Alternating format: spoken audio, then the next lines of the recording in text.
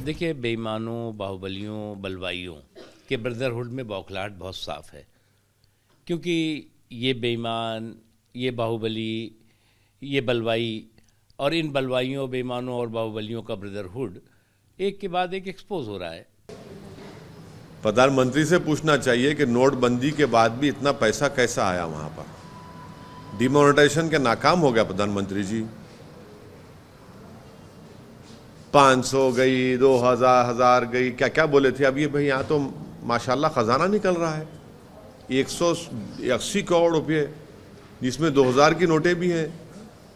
UP प्रदेश में ठोक दो के बावजूद भी इतना पैसा निकल रहा है। डिमोनेटाइजेशन शुरू दिन से हम कहते नाकाम साबित है, नाकाम साबित होगा। इतना इतना नोट आया वहां पर कि, और ये पता चलाना चाहिए कि आखिर ये इतना पैसा है किसका, सरकार बता दे। इसकी खुशबू तो पूरे भारत में फैल रही है। नीति में आजकल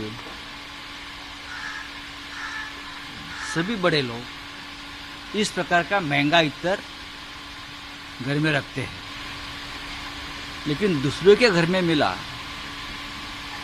वो इस प्रकार की बात होती है। लखनऊ, कन्नौज, कानपुर 180 करोड़ का पेपर परफ्यूम मिला है, कलरफुल, और उसके ऊपर राजनीति हो रही है। गोवा में क्या चल रहा है, अब यूपी में क्या चलेगा, आगे पंजाब में क्या चलेगा। यही परफ्यूम का इस्तेमाल करके आप चुनाव जीतने वाले हैं, चुनाव लड़ने वाले हैं। ये राजनीति के हमाम में सब नंगे हैं, चाहे आप कितना भी अतर लगाइए। देखिए, अगर कोई भ्रष्टाचार करता है, काला धन जमा करता है, किसी के यहाँ पर अगर 270 किलो के लगभग सोना चांदी मिल जाए, 200 करोड़ के लगभग कैश मिल जाए, 6 करोड़ रुपए के लगभग आपको ऐसे परफ्यूम का बाकी सामान मिल जाए, तो आप क्या करेंगे। एजेंसीज ने अगर कार्रवाई की तो इसलिए की कि ये देश के खजाने में पैसा आना चाहिए था, गरीब के विकास उत्थान के लिए खर्च होना चाहिए था, लेकिन वो नहीं हुआ।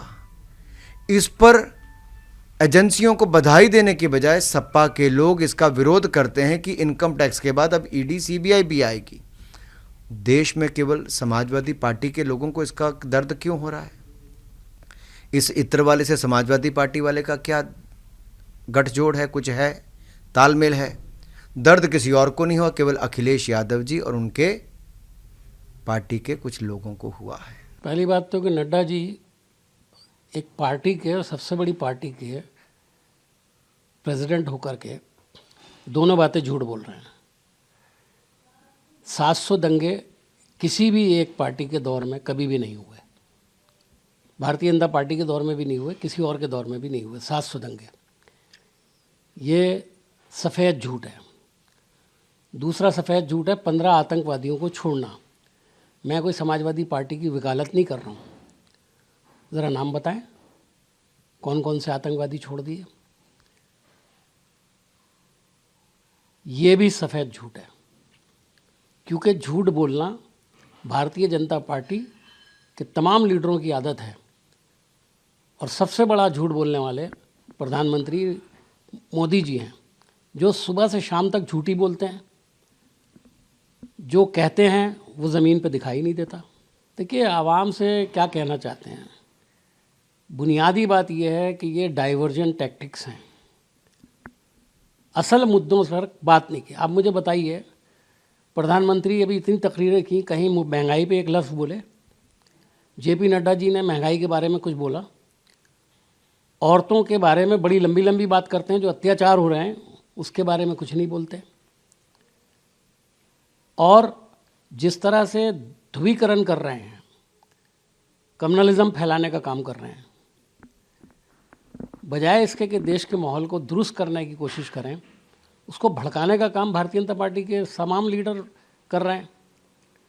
धर्म संसद में क्या हुआ, आप क्या समझ रहे हैं? ये धर्म संसद बगैर सरकार की मर्जी का हो रहा है क्या? जिस तरह के बयान अभी तेजस्वी सूर्या ने जिस तरह का बयान दिया है,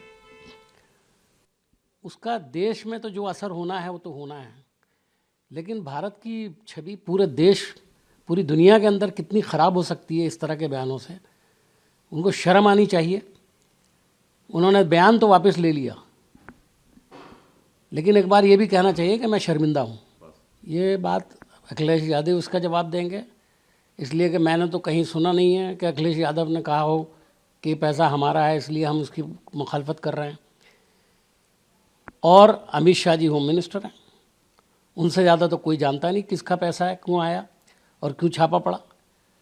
तो ये भारतीय जनता पार्टी की टैक्टिक्स हैं कि जहाँ देखें कि कोई सपोर्टर ऐसा है जिसको आसानी से दबाया जा सकता है, जिसको आसानी से जिस पर केस किया जा सकता है, वो काम करना जो है उनका पुराना तरीका है, वो कर रहे हैं।